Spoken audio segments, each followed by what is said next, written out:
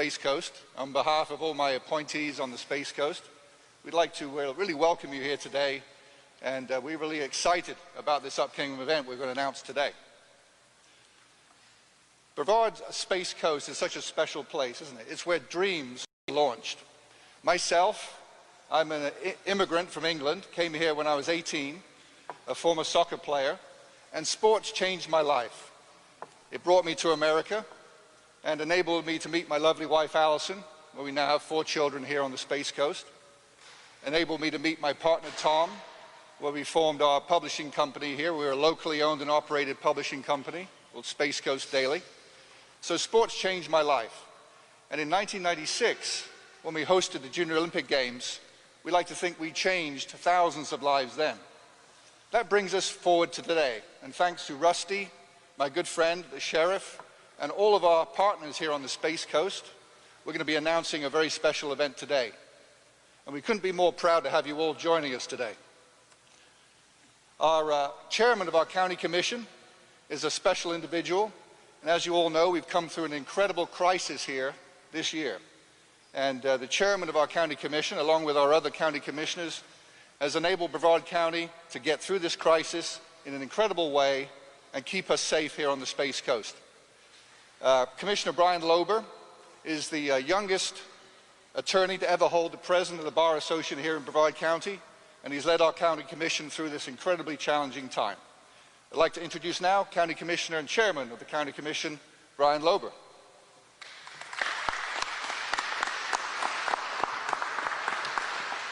Thank you, Giles. I appreciate the warm introduction. I have a few points I want to get across. Essentially, my job here is to pep everyone up and build the excitement for Brevard County. Obviously, we offer a huge wealth of opportunities and a great experience for visitors and residents alike. As one of the largest counties in the state by both population and by area. As you all know, and as has been highlighted recently by the manned launch, we're the center of the nation's space program. We're the world's preeminent vertical launch location. We have the facilities here that exist in very few places on Earth, certainly nowhere else on the continent. We have over 70 miles of pristine beaches. We have almost innumerable parks, although I think Giles was able to enumerate them. 119, was it? 119. We're recognized as leaders, not just statewide, but nationally in the handling of the coronavirus crisis, based on cooperation with the Florida Department of Health, and with all of the county commissioners providing valuable input on that issue. We have easy access to airports. We're but a few minutes from Orlando International. We have our own airports as well. We have a great relationship with our school board. We have a great relationship as a county with our sheriff. And it's not just the local elected officials with whom we share an excellent relationship. The fact is, we have state-level officials that are instrumental in our achieving the many successes that we continue to achieve. As chair of the county commission and as a native and lifelong Central Floridian, it's a real pleasure for me to be able to welcome a fellow who's a fellow member of the Florida Bar, a gentleman who continues to handle the coronavirus crisis as well or better than any other governor, a gentleman who clearly cares for and supports Brevard County and the state of Florida. He's been here many, many times since taking office, and a gentleman who appreciates the need to get Brevard County and the state of Florida, for that matter, back on the road to economic prosperity. It's my pleasure to introduce our Governor, Ron DeSantis.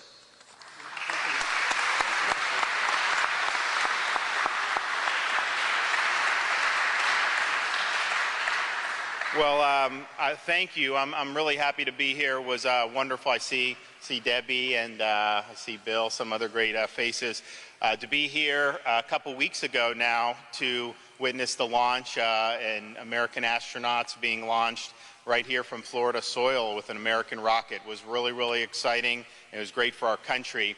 Today's announcement with AAU is very significant. I'm actually going to allow some of the folks here to kind of go through that, then I'll come up, say a few things about why that's important, and then we have some other announcements about additional school and youth activities in the state of Florida. But I would just say that I think this is really, really good for Brevard County, and I look forward to hearing a little bit more of the details. So if you guys want to... Good afternoon. Let me take this opportunity, Governor DeSantis, Commissioner Corcoran, welcome back to our great county, the Space Coast. It's an honor to have you here. I'm pleased to be a part of today's announcement as we demonstrate that the agencies and the individuals that have come together continue to bring the 2020 Junior Olympic Games to Brevard are a testament to our strong partnership that has seen our community through the most challenging of times with our resilience and our collective resolve.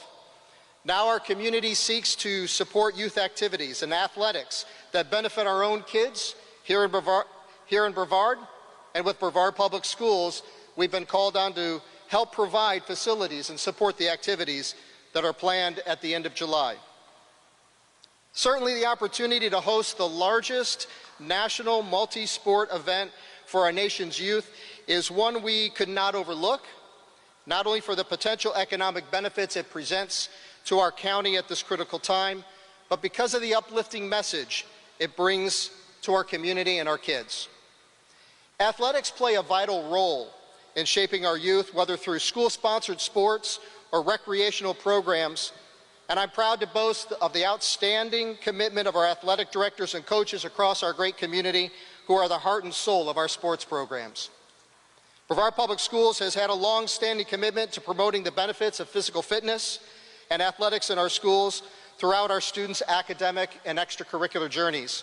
I saw firsthand the power of athletics in kids' lives while serving as varsity soccer coach in our own public school system 26 years ago, not only for the health and wellness it brings, but for the life lessons that sports can uniquely teach, from teamwork and respect to discipline and camaraderie. Each year, Brevard Public Schools graduates hundreds of athletes, many of whom earn college scholarships and even go on to compete on a national stage. I would suggest the love of sport and healthy competition is framed in our schools from the youngest of ages through our impressive physical education programs, as throughout the school year, our PE teachers deliver a robust curriculum of physical fitness designed to promote movement and coordination, skills and training, safety, sportsmanship, and of course, personal best. All valuable lessons our kids carry with them for their futures, whether they're the next NFL star quarterback, architect, or CEO. Our commitment to physical education is evidenced in the recent recognition of 2 Brevard Public Schools PE teachers who were named the 2020 Elementary and Secondary PE Teachers of the Year. It's also why we recently mandated electrocardiogram testing for all of our student athletes to help identify those who may be at risk for sudden cardiac death from unknown heart conditions. We are grateful for the work of the AAU, as it is at the forefront of promoting participation in youth sports and athletics in communities like ours and across the country, working to modernize fitness education by emphasizing student health, goal setting, and personal progress, helping, as we say, to raise champions. We're confident the event organizers will take thoughtful and deliberate steps to address health and safety measures for those who will be visiting our venues during the games, and we are happy to support them in the planning and preparation. We look forward to working our continued relationship with the AAU. Now it's my privilege to introduce President of AAU, Mr. Gowdy.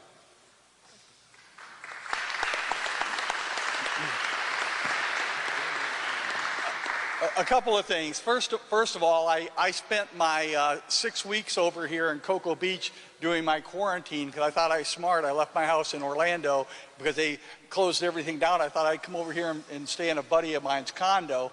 Well, the day I got here, you closed the beaches, and I couldn't go out there unless I was fishing. So I went over to Rusty's house, who lives in Cocoa Beach, borrowed a fishing rod, so I got to sit on the beach and fish in the sun. Never caught anything. No, never caught anything. But first and foremost, and this I think is extremely important, I got to tell you, you don't know how blessed and fortunate we are to have a governor like this in this state. He's a leader.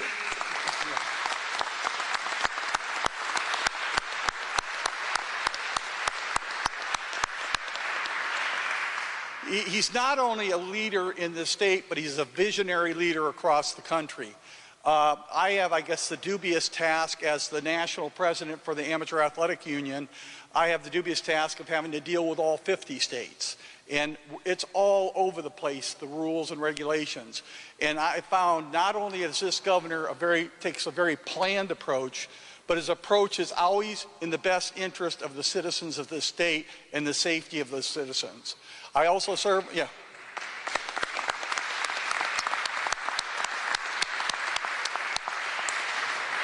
Our headquarters is on Disney property over in Orlando, but we've been around for 130 years. And we've run 41 different sports in 50 states, and we have teams from all over the world come to our events. But I got to tell you, this is, my heart is here.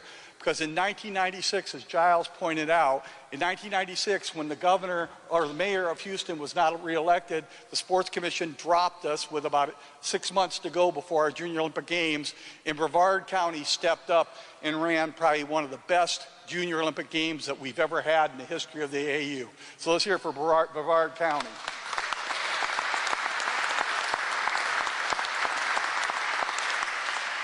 On May 15th, we were notified by where we were supposed to have this year's, the 54th annual Junior Olympic Games in Virginia. We were notified that we couldn't use any of the facilities. Well, it's hard to run games. It's hard to run sports if you don't have facilities, tracks, gyms, and so forth. So first call I made was Rusty Buchanan in Brevard County. I said, Rusty, you did it in 6 months. Can you do it in 3 weeks? So Rusty started contacting all you wonderful people, from county commissioners to school boards to superintendents to everybody in town, the sheriff's office, the governor's office, and a beautiful person sitting here in the front row, Miss Angela Suggs from the Florida Sports Foundation, who we've been talking with for over a year about doing some things collaboratively. And he called me back. He goes, I think we can do it. So the reason I'm here today, the reason we're here today, and very proud to be here today, is because of three main people: your governor, Rusty Buchanan, and Angela Suggs. Thank you very much, all three of you.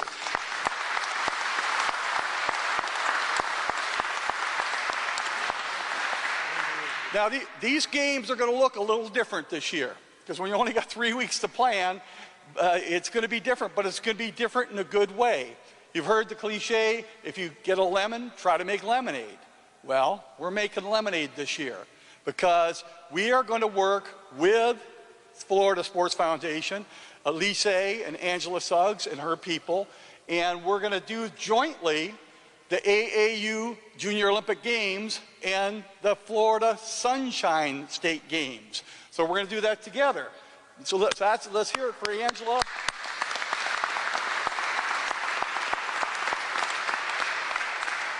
Now, this is one of those things you think, why didn't you think about that before? But sometimes when you get into these situations, things pop up in front of you and just become a reality.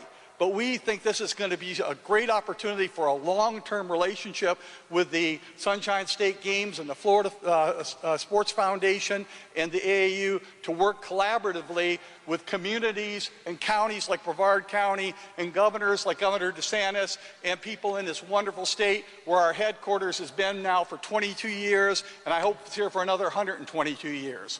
So I guess I want to thank everybody in this room for being so cooperative. I would love to see everybody be involved in these games. It's going to be exciting. They start the fourth week in July, and they go the first week in August. And in addition, I'd be remiss if I didn't beat our own drum that we run a volleyball championship in Orlando every year. That's the world's largest volleyball championship.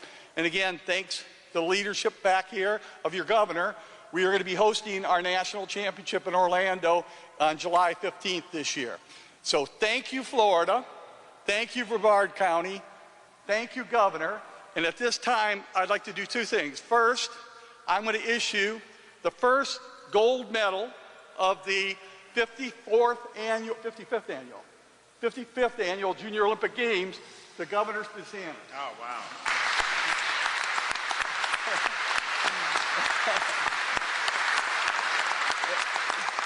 And we'll even give you a hat. So at this point in time, without further ado, and I want to do this, I want to thank Rusty. What a great guy. What a great guy this guy is. He's our first vice president.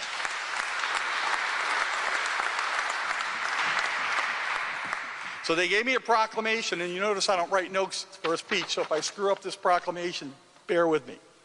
Okay, it is. Whereas the Amateur Athletic Union has hosted the AAU Junior Olympic Games since 1967 annually, whereas the Space Coast in Brevard County, Florida has hosted the AAU events for more than 30 years, whereas the Space Coast in Brevard County, Florida has a history of successfully hosting the AAU Junior Olympic Games in the summer of 1994, and whereas the AAU and the Space Coast in Brevard County, Florida have the resources and the ability to provide an unforgettable atmosphere for amateur athletes, coaches, and their families.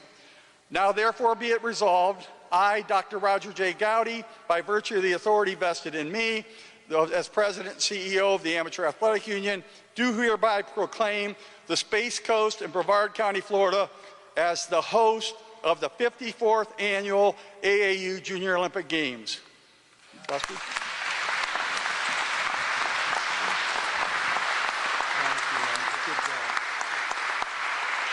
All right, Peter Kranis, it's now official. Where's Peter? You've got your proclamation that we were trying to work on, so now let's get to work. Let me thank everybody for coming very quickly. I'm not going to stand up here a long time, but let me just say it would not be possible, and we would not be here without a couple of things. One, a vision. And that vision, like Giles said, and like Mark said, you stole my thunder about, you took it from my call yesterday. We got a letter from President Bush when we helped coordinate a torch run years ago, and it said, sports is so important to our children because it teaches them life lessons. Teamwork, sportsmanship, goal setting, fair play, things that they carry with them in their adult world, whether they're athletes or they're accountants or teachers or preachers. That's important to me. I carried that mission, that lesson is a mission for me for many, many years. 2 years ago, I had the opportunity to do a diplomatic sports mission for our U.S. State Department in Kosovo. In speaking with the Prime Minister of Kosovo, I'm trying to sound intelligent and articulate and tell why sports is important to me, and he stopped me and he said, but you know, sports is bigger than that. Sports can change the world, because if you boil it down to the lowest common denominator, kids want to play and kids want to be with other kids, and their focus is on this competition. So if you take those commonalities that we have at that lowest root, we can change the world generationally through sports. So sports has the power and the ability to change the world. And that's what all of us are gathered here to do today. And first, I got to thank Governor DeSantis, and I spoke to him in the hall, and I mean this with all sincerity. As a Floridian, as a resident of Brevard, his leadership through this entire pandemic, trying to be safe and to be cautious, but yet to be encouraging and optimistic, and look at how we can safely allow our kids to be able to participate. Thank you for that leadership, and that's from the heart.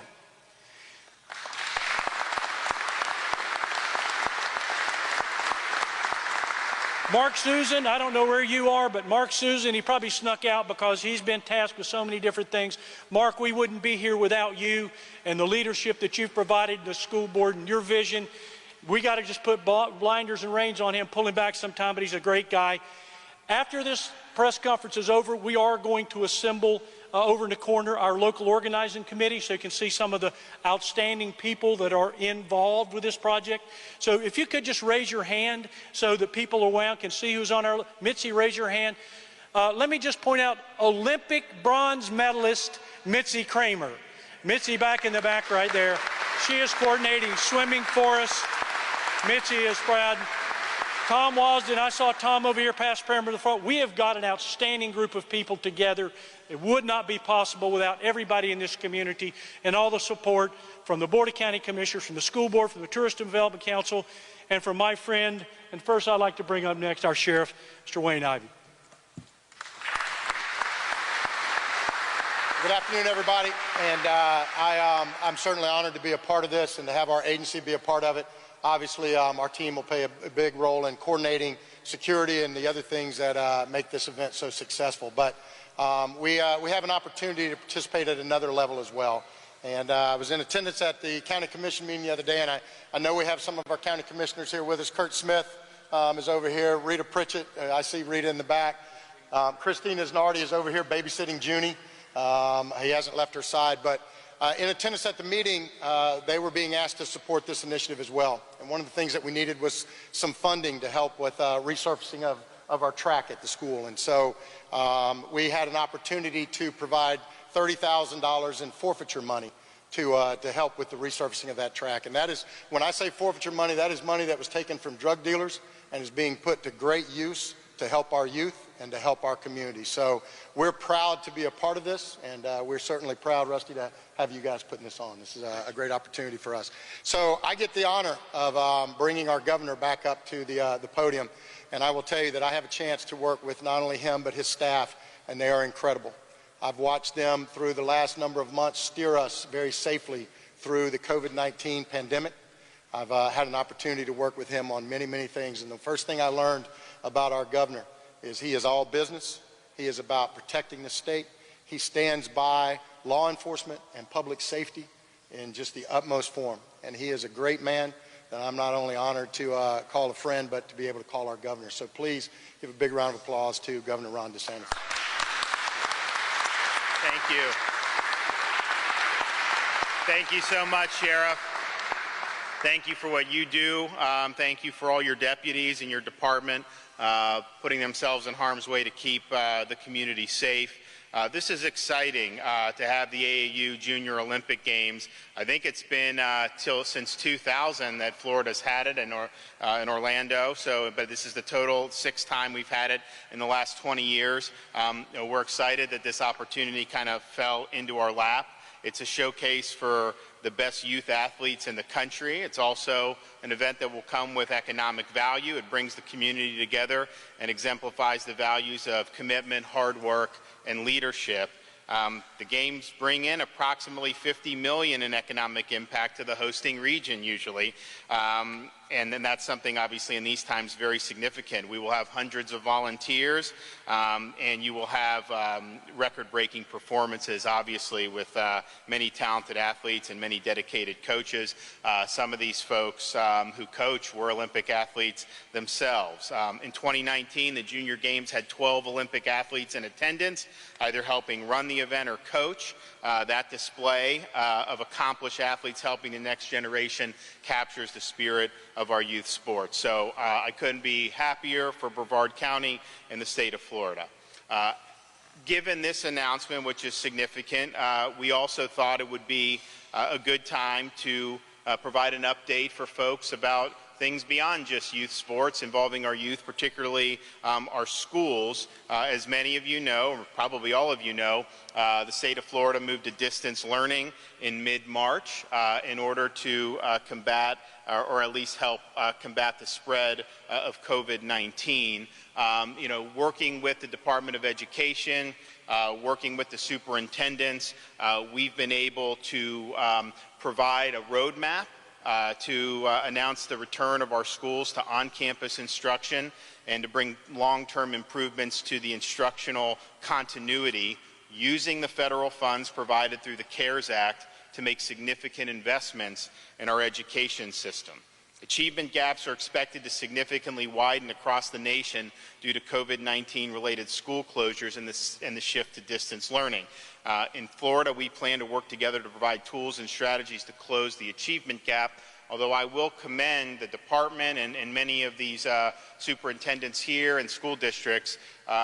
Florida, I think, probably fell behind less than other jurisdictions around the country. I think the distance learning was probably one of the most effective in the country. That said, having a teacher there, there's not going to be a substitute for that in-person instruction.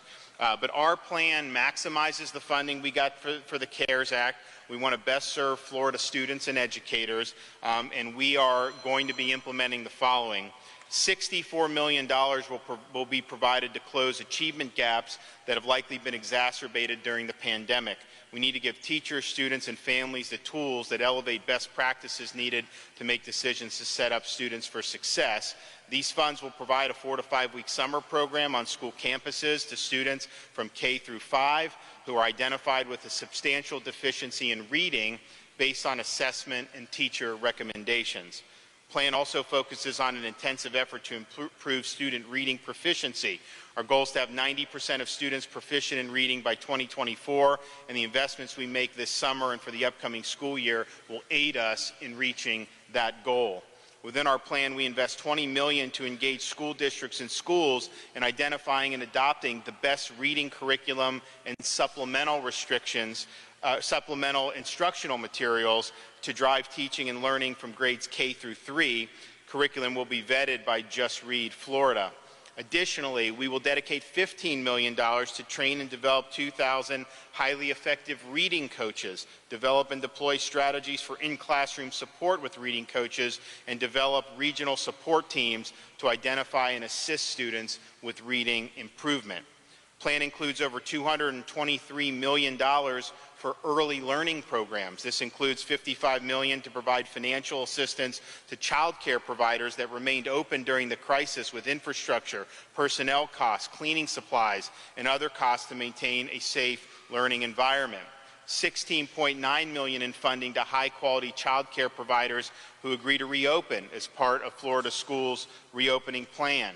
$20.9 million in funding for successful transition to kindergarten program to implement summer programs for approximately 45,000 rising kindergarten students identified with limited language and emergent literacy skills.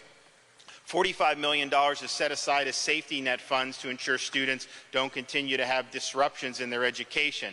These funds include up to $30 million set aside to protect tax credit scholarships entering the school year, and up to $15 million in financial relief to assist schools that have a majority of public scholarship students to keep those students enrolled so they can continue their education as their parents see fit.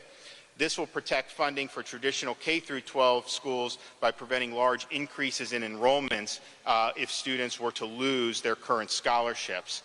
Through our plan, we also provide $8 million to allow every public school student graduating in the 2020-2021 academic year to take the ACT or SAT free of charge, and $5 million to expand civic literacy in our schools. Workforce training and job programs are also an important part of our K-12 system, and we include these important economic recovery programs in our Florida education plan. $35 million will be provided to increase capacity around short-term, in-demand technical certificate programs, market-driven and in-demand clock-hour career certificate programs, and in-demand industry certificate preparation courses at Florida's 28 state colleges and the state's 48 technical colleges. $10.9 million will be provided for career and technical education equipment grants to support K-12 or post-secondary career courses. This plan also includes assistance and recommendations for our education community and local officials to consider as they plan to reopen schools this summer and fall. At the same time, we believe those are locally driven decisions. We believe what that looks like may look different in Brevard than it does in Miami-Dade, than it does in Baker County. And so we want to empower not just the superintendents, but all the local stakeholders to be able to craft a solution that makes the most sense for that area. We also have $2 million for increased telehealth services for students experiencing difficulties during this transitional period. And our Division of Emergency Management will be coordinating with school districts across the state to survey school districts on the need for personal protective equipment and sanitation supplies, and to help provide those through coordinated emergency management operations. So we have a great opportunity to get back on good footing. I know our kids have been in difficult circumstances for the past really couple months now. So as we transition into doing things in the summer, what you're starting to see, games like this are very important, and then getting back on our feet in the school year, I think is going to be really, really important for the well-being of our kids. But I also think it's important for a lot of parents who've had to juggle an awful lot over these last couple months. And so I want to thank our Commissioner of Education, Richard Corcoran, for really working hard, getting a lot of input from the superintendents, and coming up with a really solid plan that I think will make a big difference. So I want to invite Richard Corcoran up to say a few words. Thank you. First, we're honored to have with us superintendents from up and down the state. We have Marcus Chambers from Okaloosa County, Sherry Rollerson from Baker County, Mike Thomas from Dixie County, Barbara Jenkins from Orlando, Kurt Browning from Pasco County, Ted Roush from Sewanee, and Mike Grego from Pinellas. All of these folks, including the other superintendents, couldn't make it, were just instrumental in us putting together this plan, working together, getting feedback from everybody from expert pediatric, epidemiologist from Shands, from All Children's Hospital in St. Petersburg, looking at all the data, World Health Organization, all of the centers from Asia and Italy and England, and to follow the governor's leadership. As you heard, I think you guys all said it fantastically. No governor has led, in my opinion, better, more wisely, and more efficiently, fact-driven than our governor in the state of Florida. And so we have a safe opening plan. You know, we're going to be smart, we're going to be safe, we're going to take it step by step. We're doing the exact same thing with the schools. The message should be loud and clear. We are saying, with a strong recommendation to our great superintendents that we work with, we want schools fully open in the fall, because there is no better way to educate our kids than have that grade teacher in front of that child. We also know that they are not at a low risk, they are at an extremely low risk, not only of contracting it, but even spreading it. All of that data is in. And so we're saying, let's get what we do know is not having that world-class education with that teacher in front of that child, there is real, significant, long-term harm that you can't recover. And so we're saying, open up the schools, let's get the best educational environment, let's keep everybody safe in our educational community, and now attack, like no other state has before, the achievement gap. If we lose students anywhere in this country around third grade, that's basically almost 100% of your dropouts. It's almost 85% of your interactions with the juvenile justice system. And so we have got to get in there, grab hold of these kids and end the achievement gap and get to a 90% literacy rate. No other state will come close to that. And so you heard what the governor said. All of this money is we're going to start all the way in pre-K. We're going to grab hold of these kids. We're going to make sure that we have the greatest reading literacy curriculum, greatest reading literacy professional development for our teachers, strategically learn every aspect of those children, and surgically go in there and assure that they become level 3 readers in third grade. And when we do that, it will not only just enrich these children's lives, it'll change our state and it'll change our nation.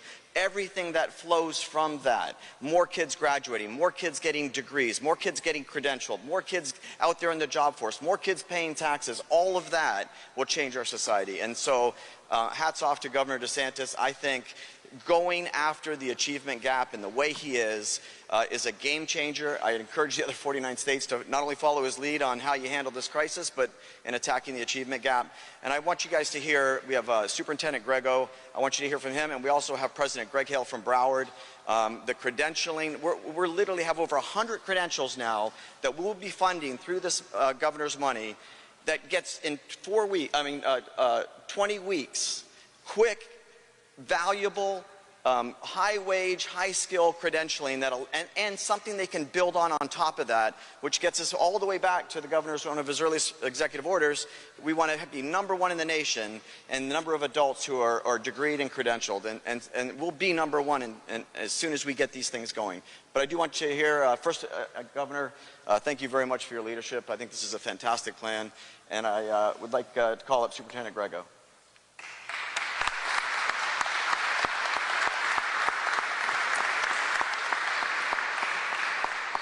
Certainly, thank you, and let me add my thanks to Governor DeSantis and Commissioner Corcoran for laying out such a comprehensive plan, and also including the Florida Association of School Superintendents in the development of that plan.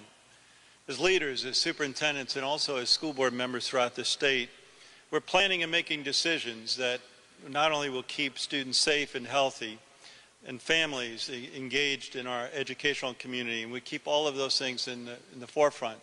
But as the Commissioner mentioned, we also are working feverishly to prevent and to mitigate and to address any academic loss of our students in the state of Florida. This is why I appreciate that the state has not only developed guidance to set consistent conditions for returning, but also they're allowing us to locally decide what's best for our school districts so our school boards and others can stay in touch with our community members. But also, one of the greatest things that I'm hearing and you're hearing too is that we're putting the academic achievement at the heart of everything we're doing, which I couldn't be more thankful for.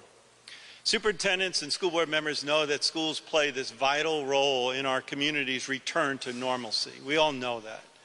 As we ensure we are working to instill the trust in our return, we also must leverage this time of unprecedented change to innovate our educational systems. I'm excited about the financial support outlined by the CARES Act that will not only allow for the critical health and safety needs, but where it also will seek to ensure that districts have flexibility, supplemental supports to implement strategies such as expanded summer hours and expanded after-school hours in the fall, and digital learning and devices initiatives throughout this state. It is time. It is time that we eliminate the digital divide and use this as an opportunity to do so. The classroom interaction, as mentioned by the Commissioner, between the teacher and the students is critical. It's the most important, it's the most powerful interaction that is there. And basically, in the last 9 weeks of the school year, we all kind of learned that lesson, didn't we? That interaction between and that love and care between a teacher and a student is really one of the greatest things that we are yearning to get back to. But through the CARES Act, the plan and the well-thought-out plan, districts will be able to strategically utilize these funds to enhance how we engage, to enhance how we connect and extend and enrich the daily instructional practices in our classroom, and provide equity and access for all of our students, not some, but all. So these next few months certainly will be challenging, without a doubt. But I am assured, and as we are standing here today under great leadership, that we will continue to work together. And with that togetherness, we'll be able to solve just about any issue or problem that we're faced. For the nearly 3 million students across this wonderful state, we'll be able to innovate our educational system and positively impact the achievement of our students. Thank you, Governor. Thank you, Commissioner, for your leadership.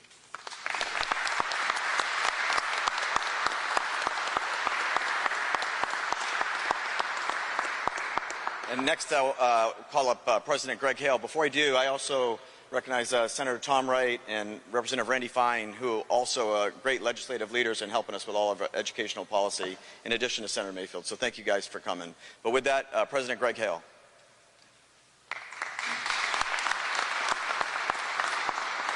Thank you very much, Commissioner. And I'm going to come to some gratitude towards the end of my brief comments here. But first, we have President Ritchie here. I want to make sure that we acknowledge him, the president of our local community college here as well.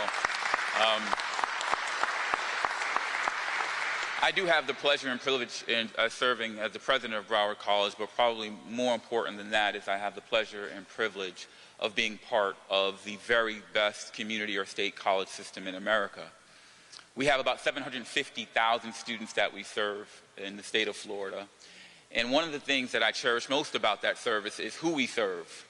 The students we serve are the ones who are trying to make their lives better and trying to figure out how to do it. Most of that 750,000 students are first-generation college students. Most of them are going to school part-time and trying to navigate having a family and maybe working 2 jobs, if not more, to try to find their way through it. Many of them are single parents, and the only time they can find to do their studies is perhaps between 10 and 2 o'clock in the morning, but they're finding a way to get it done. This is a huge part of why the leaders in the community college system love the work that they do, because they get to make a difference in the lives of those who are struggling every inch of every day just to make their lives better. It is the heart of this post-secondary institution, of these institutions, that we extend to all of those in the community. We are open access institutions, so I love hearing the talk about equity and access, particularly at a time when we know COVID-19 and what was happening to a humming economy and what has lately happened. Unfortunately, we will obviously bounce back, but the state colleges play a critical role in that bounce back, and we know that the importance of access is greater now than perhaps it's ever been. The importance of equity is perhaps greater now than it's ever been, and we are beyond excited to play our critical role in supporting you, Governor, in supporting our Commissioner, to make sure that we are there to provide the services necessary to ensure everyone gets an equitable opportunity to come back to where we were prior to the challenges we saw that started just a few months ago. The next point is really just one of gratitude. As we made this transition, the state colleges and to move all of our students online and to find a way to support our students. One of the things that you probably never see or never know is how the commissioner and the governor have to do so many things to make our work possible. When we saw that there were challenges in policies that we knew were barriers to students because of this unique climate, we could reach out to the commissioner, who would work closely with the governor, who would then issue executive orders, creating opportunities that otherwise did not exist.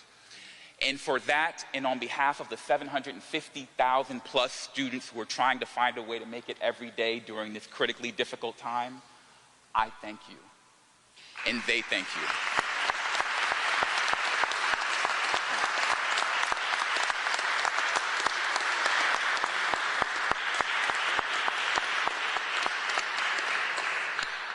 Well, I want to thank everyone who's spoke, both from the AAU and for the K-12, and then President Hale with state colleges.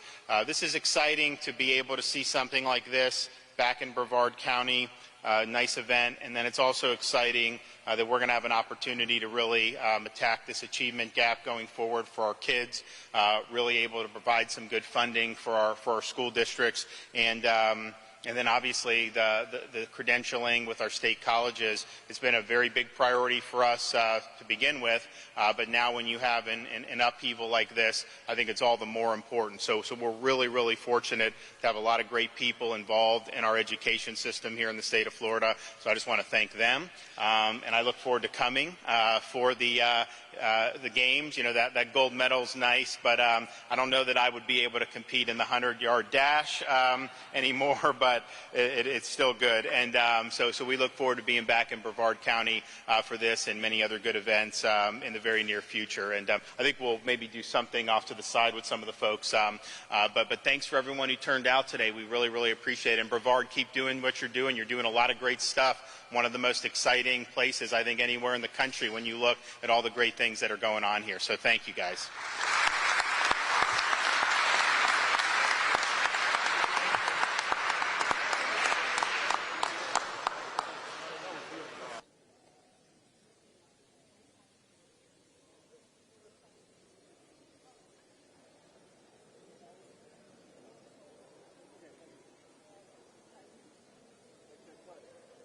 Yeah.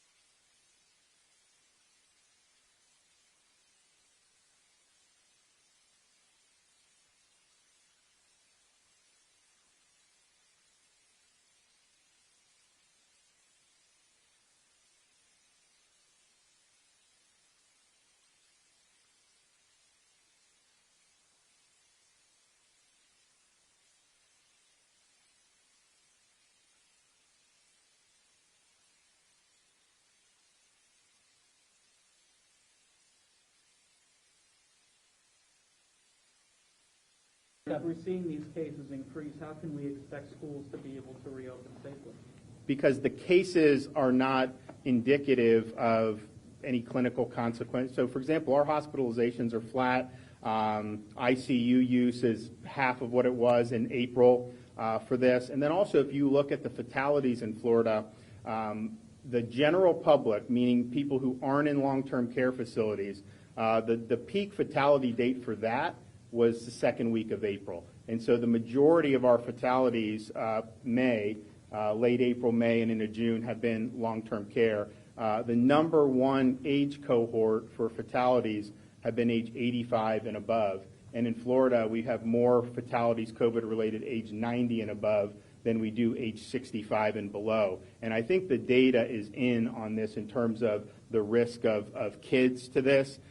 We haven't had a single 0 to 18 fatality COVID-related. There have been a handful throughout the country, but that's usually related to an underlying condition. And so the risk to kids is significantly lower than it is for influenza, both in terms of hospitalization and in terms of and fatalities. So that's just, you have to look at the data, look at the science, and then do. Now, nursing homes, long-term care facilities, those are situations where you're going to likely have a lot of clinical consequences, although even there we're starting to see you have an outbreak, and some of the seniors don't even develop symptoms, which is surprising because you figured that, but still, it's obviously much up. So let's be honest about where the risk is. The risk is in not just the older population, but specifically the population who's in those long-term care facilities and beyond in the general public. I think if you're under 65 and don't have a significant condition, the data here, nationally, internationally, is very clear on that. And so let's take targeted measures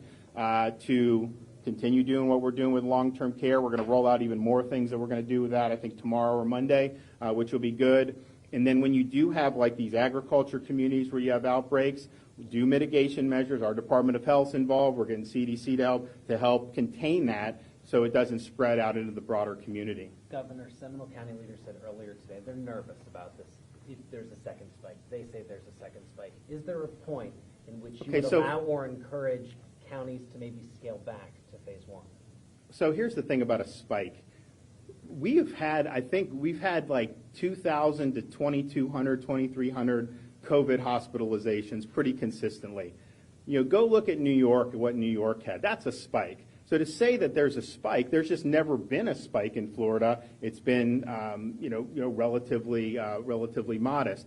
And so I would look at clinical consequences, but then I would also say, if you see something with farm workers or you see something at a long-term care facility, what is the relationship between any restrictions you would want to do in that? And a lot of times they can't identify, what restrictions would do. I mean, in long-term care, they're not allowed to have visitors. We've tested, almost every resident and staff now. The staff's going to have to test every 2 weeks. But you could have a totally shut economy like they did in other parts of the country and have massive nursing home outbreaks as we've seen. I mean, some of these states have 2 to 3 times as many nursing home fatalities as Florida has total for the general population. And so, I would just follow the data, but just understand this is an illness that is subclinical for the vast, vast majority of people who acquire it. CDC, if you look at their most recent analysis, they have an infection fatality rate of 0.26%.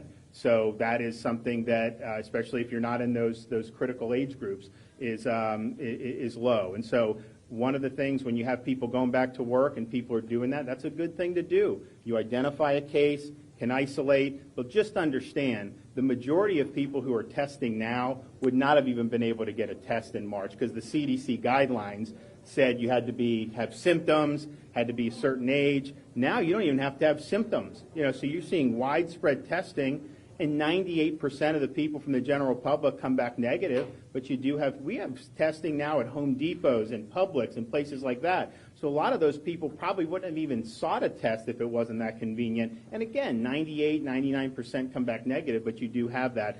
So I think that this is, You want to have widespread testing. I think I actually had some people tell me, don't test the long-term care facilities because you're going to find more cases and people are going to use that as an excuse to try to throw more people out of work. And I'm like, you know what, we've got to do what's right. And I think that is to have widespread testing is the right thing to do. Would there be a role where you would roll back phases? What would that look like?